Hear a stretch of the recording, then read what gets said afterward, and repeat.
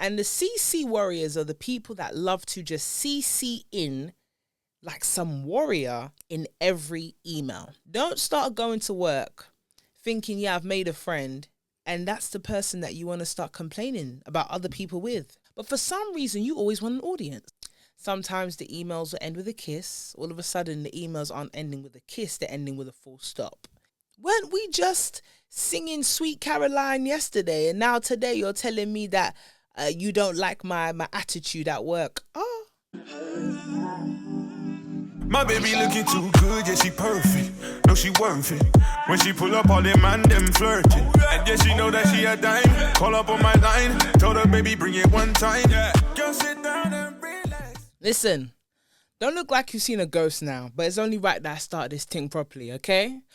Yo, what's really good, though? is yo, Yezzir. Guys, my sisters, my brothers of Hey Sis, you know I had to take a little hiatus. I say little, it was a kind of major hiatus. Because obviously your girl went and got married. Yes, he liked it and he went and put a ring on it. Rightly so. We're talking couple carrots now. Couple carrots. Might as well call me Bugs Bunny. Got married, went on a honeymoon. You know, your girl flew. She got flued out. Okay, so, you know, we talking tequilas. You know, ooh, that's a clue. Can you actually guess where I went to for my honeymoon? But, you know, caught a tan. That's all I'll say. We are back, and a couple house rules, a bit of housekeeping. If it's your first time locking in, you are watching or you are listening over on Spotify to Hey Sis UK, the realest podcast to ever come out of the UK. That is the United Kingdom. You know why? Unapologetic, free no realness, and 9 times out of 10 saying the things that you had in mind, but you were like, are we really going to say this outside the house? Oh, yes, we are. Before anything, make sure you look just over there, that big button that says subscribe. Go ahead and do that. We are on the road to a lot of things, but we are celebrating even more. Ain't that right? God is good. We've hit the 10K. We've smashed the 10K over on our Instagram page. And if you're thinking, rah, didn't know you guys had Instagram. Yeah, we do. Just go over there. It's HeySis_UK. So you can follow, keep up to date with all the clips, the conversation, the dialogue. When I tell you, listen, my sisters and brothers of Hey Sis, yeah, you guys keep the conversation going, and it's hella entertaining for myself and the team because it's like, rah, the passion, the facts, the receipts. I, for one, love to see it and can't wait to make that happen in a real life. Yes, because we're going to be celebrating hitting 10K because it's been a goal to actually hit 10,000 followers on Instagram. We've done that. So it's only right. I did say I was going to promise that we will celebrate, and we're going to celebrate by being outside. No. Not online, not watching, not listening online, but outside in a real life. So make sure you keep your eyes peeled for the details on that one. We're talking live show. Oh, I get excited just saying it right now. If you have subscribed over on YouTube, we do have a PayPal account. If you want to support the show, support our ting, then you can give a one-off, I support your ting, or you can give, if you're feeling like a baller shot caller, a recurring monthly donation, you know, to help us grow, invest in more things, bigger and better, you know, the whole shebang. And of course, my book, Hey, I'm the Big Sis You Never Had, is out right now exclusively on Spotify audio. So if you're busy running around a big city, wherever you are, or maybe village, you never know, then you can lock into that one.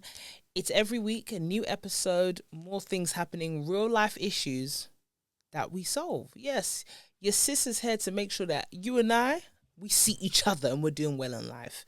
And then what's the last thing? You're following us on Spotify, Instagram. Oh, me, of course. On TikTok is Yezzi.Yezzir. So that's YEZZI.YEZZIR. And here I am, man. Make sure before anything you do get yourself a cup of something. And the only way to drink, especially when you're watching or listening to an episode, is out of a Hey Sis mug.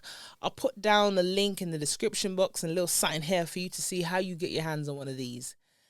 But let me take my first sip. It's been a long time and I got a lot to get off my chest. The realist has entered the building, baby. I'm sipping on something that starts with a mo and ends in a toe. Mo, toe? If you guess what I'm sipping on, then just let me know. You see me? Me, myself, and the corporate world and I, we tussle, we fight, you know. We do a bit of a tango. Sometimes we do the forbidden dance. just don't understand people that always have to do too much. I think to myself, don't you get tired? Don't you just have better things to do? I don't know.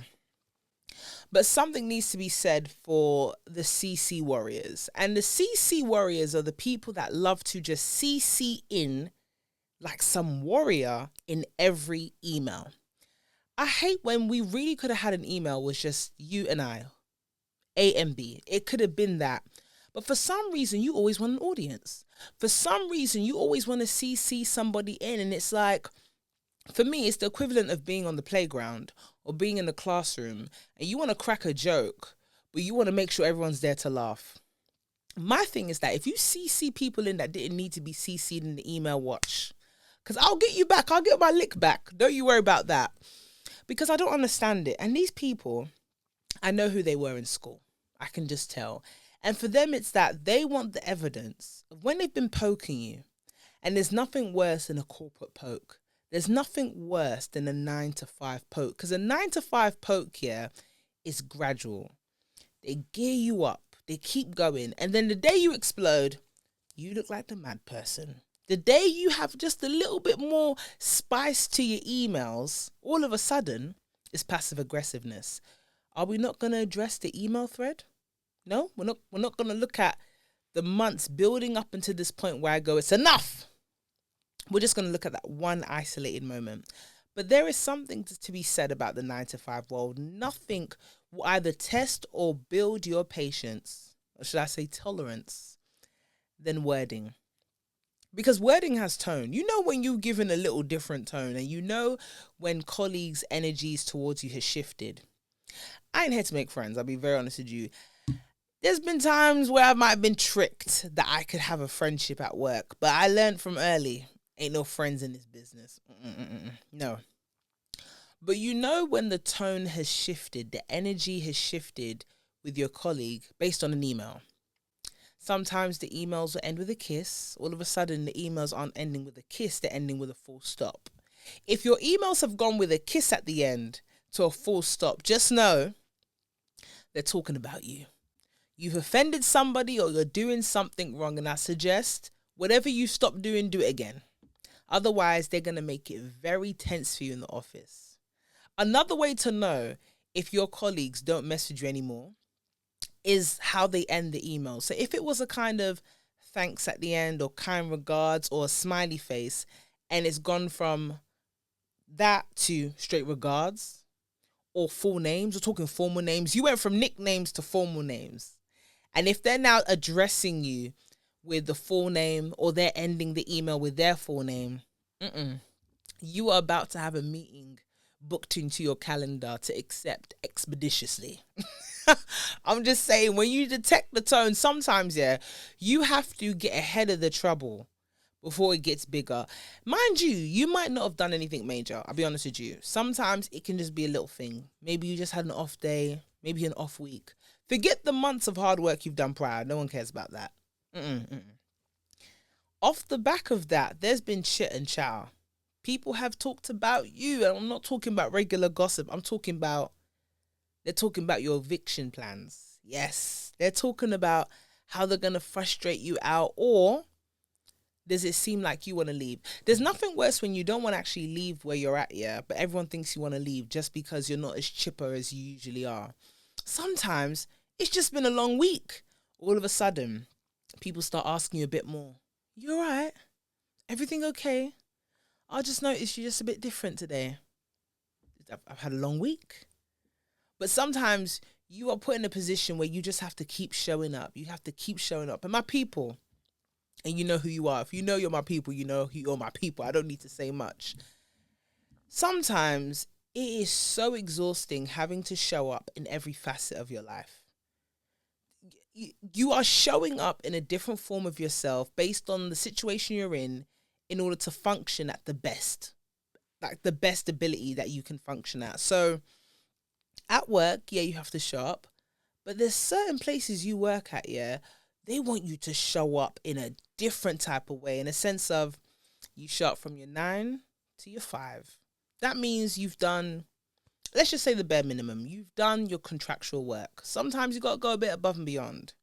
But it's that 5 to whatever time they want to hold you to ransom for. That's a different kind of showing up.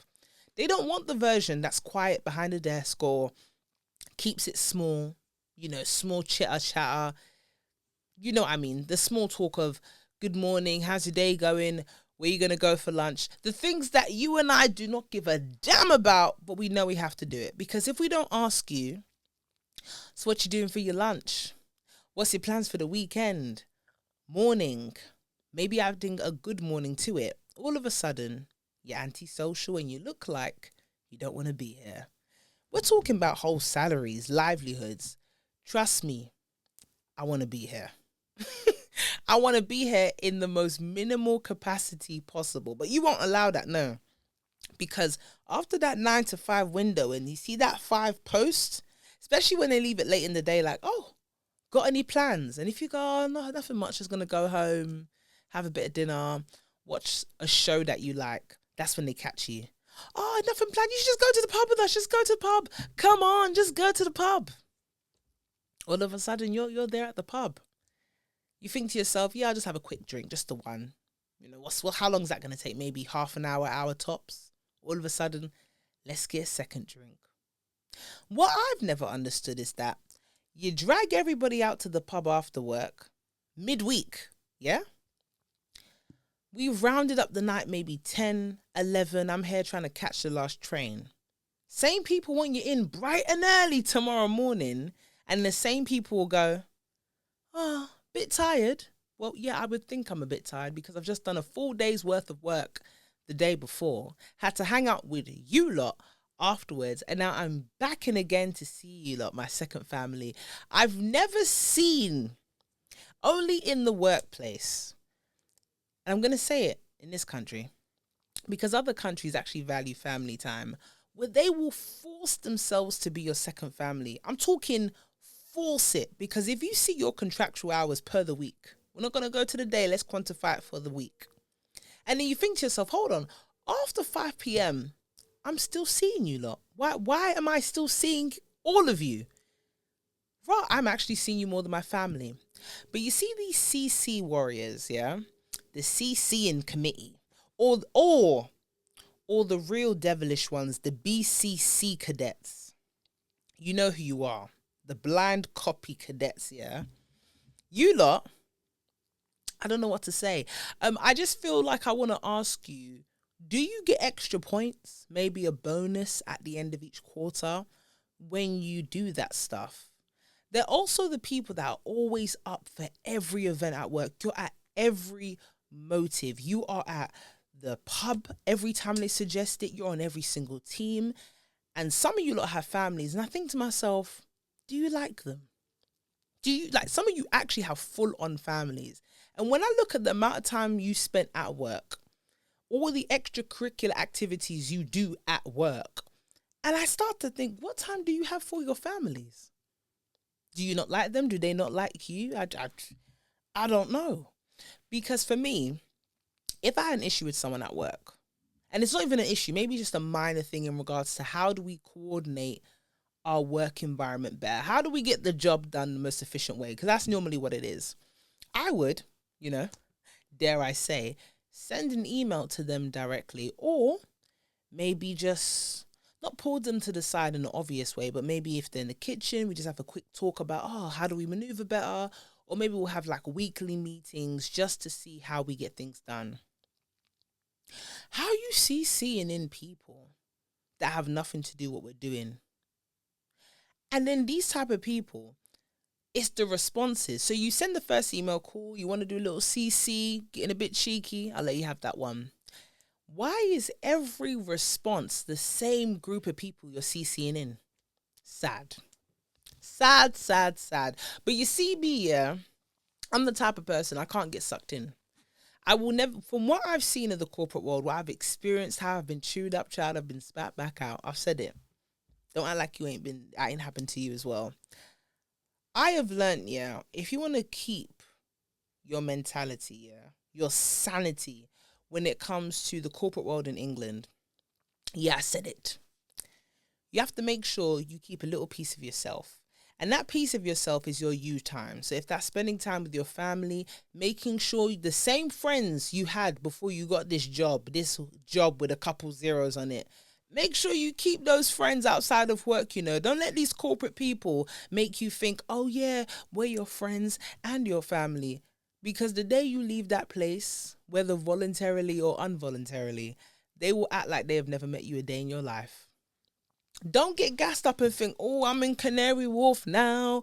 I'm in a little bank or Chancery Lane and da-da-da-da-da, and be thinking you're brand new and, oh, yeah, I need a new set of friends and I need this because the lifestyle's different. The tax bracket is different. I went from 20% to 40%.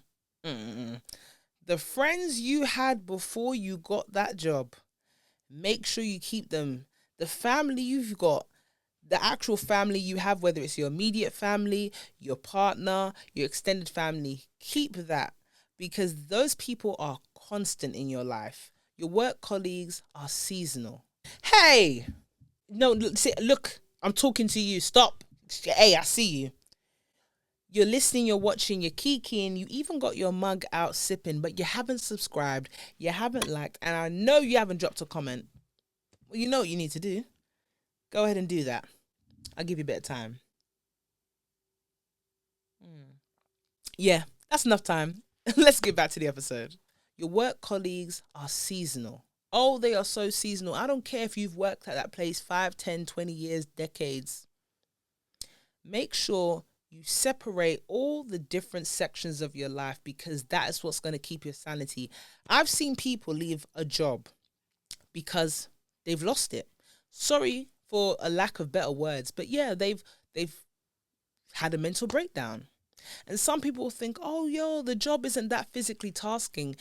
9 times out of 10, it's not even the job that's physically tasking that makes someone go and have a mental breakdown. It's the environment you're working in, your work environment. How are the people that you work with? What are they like? From Monday to Friday, do they stress you? Is it their passive aggressiveness? Is it the microaggressions? Is it the way they just interact with you? Is it the mind games they play? Because my people, if you've ever done a desk job, office job, corporate world, private company, public company, there is a different type of battlefield when you are at work. The mind games and the psychological warfare, you better stay equipped, because things will happen in a way that you think, hold on, am I actually going crazy? Am I going mad?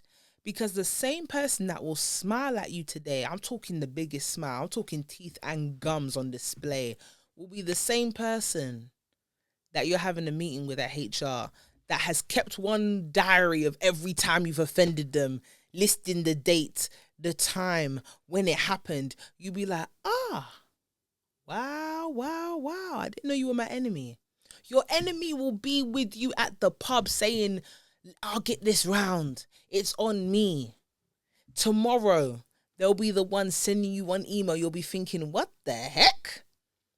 Weren't we just singing Sweet Caroline yesterday? And now today you're telling me that you don't like my attitude at work. Oh. Be consistent with your energy. Remember, you have no friends. And there's going to be a couple people in the comment section saying, we don't need to come with this mentality at the workplace. It's so draining to always have your defenses up. Listen, let me make this very clear. We all live in different worlds. If you know, you know. My world is different to your world. In your world, you can have your defenses down. Yes, you don't have to have a brick wall. You don't have to think 10 steps ahead when you walk in a room. Hello, in my world, we have to think 10 steps ahead. Yeah, we have to question how we move. We have to work twice as hard, if not 3 times as hard. We have to be a bit harder on ourselves when we do make mistakes, because we are not given the grace in certain industries. So don't tell me to relax at work, because I've been there, done that. And that's why I'm here, keeping it real with you, my sisters and brothers on the pod. You can get friends from work. I have made lifelong friends. I'm talking about the type that you actually invite to your wedding. I had them at mine. However, the friends I made come from the same world as me. Yeah, I said it. And sometimes people don't understand certain codes of conduct when it comes to work unless you are cut from the same cloth, share a culture, somewhat of a background, or maybe in the same age group. I've seen some of you lot forcing it at work with people that do not have the same background as you. I'm talking either class, culture, or generation. Yeah? And you're forcing it thinking, yeah, if I just pander to this person, they're going to look out for me one way or the other. Whatever you do at work, do it without thinking you're going to get anything back. Because you see that promotion, it might take you 5 years to get it. It might take someone 2 years to get it. It's just the world we live in. Sometimes it's not always quantified to the fact of, oh yeah, maybe it's a race thing. No, sometimes it's just good old nepotism. Nepotism, there are nepo babies left, right and center. I've worked at places, yeah, it's scary. You go in, you've got like at least 3 families and 2 of them are related somehow, whether it's through marriage, whether it's second cousin once removed. You don't stand a chance, okay? You got to be on your best behavior. Don't start going to work thinking, yeah, I've made a friend, and that's the person that you want to start complaining about other people with. If you're not watching this on YouTube and you're listening on Spotify, I am taking a well-earned sip because let me just let that one digest for you, my brothers and my sisters. You want to go to work. Your mum, your dad does not own the company. You do not have the luxury of nepotism. And you think because you think you're 5 and 6 with someone at work, that's your pally. That's when you want to start having a whinge and a moan. Just know whatever you've told that person, somebody else knows. And as soon as somebody out of your gossip type of circle knows, the whole office knows. I've learnt my lesson. Yeah, of course, I was foolish enough. I've done that before. I'll never do it again, though. If I want to have a whinge and a moan about someone in the office, you know who's going to know? My husband, my mum, my dad, my sister, my brother. You know who's never going to know? Anyone that I share the same place of work with. There's no point. And sometimes you try to say, oh, you know, they won't understand unless they're in that place of work. Well, I suggest you make them understand in a sense where it's like, I will describe the person to a T to my husband, to the fact of if he's never even met that person before, if he sees them on the street, he'll know. That's how well I've described them, because you're going to understand this story today. Because when I enter this house, I need to vent. Because you've gone to work, you've put up a mask. You've gone to this place, you've put up a mask. And when I say mask, I don't mean in a sense of you being fake, but you have had to put on an armor of, okay, this is how I have to carry myself to survive in this space. You've done it in school. Don't act like you ain't done it before. You sometimes do it subconsciously or unconsciously. And we do it for survival. We do it to keep the peace. We do it to keep our sanity. And there's nothing wrong with that. Some people would advise you to be yourself in every facet, in every space you're in. Slow down, okay? There's nothing wrong with being yourself. But there are places that you can't be yourself 110% like that. We need to know what rooms we're in before we do certain things. That's just the fact of life. If you don't like it, don't take it up with me. Take it up with society. Take it up with capitalism. Take it up with the Western world. I didn't make the rules, but one thing I won't be doing is drowning myself in the rules. You got to play the game. You got to learn how things are run. If you know you're in a private company, and, you know, a lot of members of the people there that work there are family, don't think you're going to be a member of the family just because the director went and said, oh, yeah, I'm the director, and I just want to let you guys know at the end of the year, you know, we've made a lot of money, and I'm so happy because I consider you all to be a family. Don't be tricked. You are not family. If the P45 has to be handed out tomorrow, it will be handed out tomorrow in an email and a first-class stamp to your address. You are nothing but an NI number. Oh, Yezzi, you're being so morbid. Well, that's just life. That is just life. And I can laugh about it because I have made mistakes. I come on Hey Sis to be your sister in a very genuine, real facet of don't do what I did, because I've learned.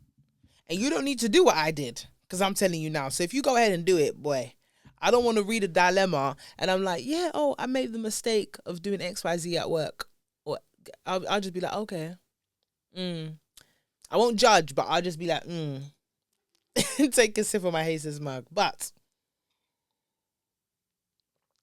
in this episode, I didn't even introduce it, but my episode today and what I'm talking about is that if you come across a CC warrior or a BCC cadet, you need to let them know in a polite manner that, oh, I appreciate the fact that you took the time out to advise me on this matter. Much appreciated. But what won't be happening is you're not going to speak to them one-on-one. The same way they want to keep an email thread is the same way you will keep an email thread. And the same way you know a little bit of a tone, a little bit of spiciness in the emails, forward them all to your personal email because they are collating something. Oh yeah, they're collecting something. And it may be coming in the form of a HR meeting, a manager meeting, something. But you see those CC and BCC warriors, yeah? Take them seriously. Because those are the people that like to do too much. Normally you find that they haven't got much going on in their life. They have a partner, but they don't go on date nights. They got kids, but they don't really go on holidays. I'm talking about the people that you know what they're doing every evening. They're going straight home.